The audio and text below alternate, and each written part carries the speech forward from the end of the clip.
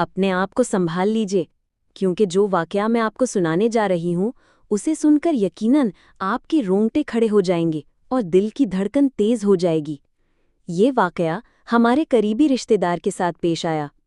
एक दिन उनके घर हैदराबाद से कुछ मेहमान आए जो उनके ससुराली रिश्तेदार थे।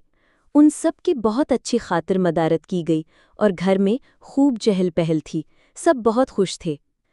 लेकिन उन मेहमानों में एक औरत कुछ पुरस्कार सी लग रही थी। उसका चेहरा बेरौनक था, आंखों में एक अजीब सी वीरानी थी। जब सब जाने लगे तो वो औरत मेरे करीब आई और कहने लगी, मुझे कराची घूमना है, मैं यहीं रुकूंगी। मुझे उसकी बात सुनकर बेचैनी महसूस हुई।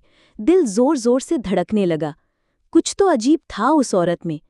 लेकिन क्योंकि वो मेहमान थी, इसलिए मैंने नरमी से कहा, जी आंटी ज़रूर ठहरें। फिर रोज़ाना एक नया सिलसिला शुरू हुआ। वो सुबह सवेले उठती, खुद बाहर से नाश्ता ले आती, सबके लिए।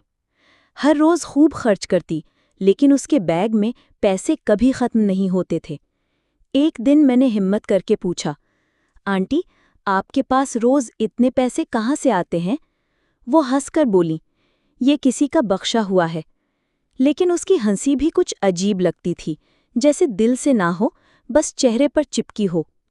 मुझे अक्सर लगता कि जब वो अकेली होती है तो उसके चेहरे का रंग बदल जाता है, कभी गुलाबी, कभी काला, और उसकी आंखें बाज़ औक़ात लाल हो जाती थीं।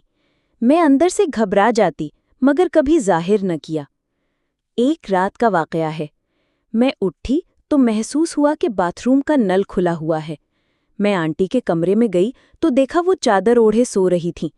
दिल को सुकून सा मिला, मगर जैसे ही मैं पलटी, देखा आंटी मेरे पीछे खड़ी थीं। उनकी आंखों का रंग हरा था, बाल हवा में उड़ रहे थे। मैं चीखना चाहती थी, मगर मेरी आवाज़ जैसे गले में अटक गई। मैं डर के मारे कमरे से बाहर भाग गई। कुछ लम्हे बाद वापस जाकर देखा तो आंटी दोबारा बिस्तर पर चादर ओढ़े लेटी थीं। मैंने अगले दिन कुछ भी नहीं बताया।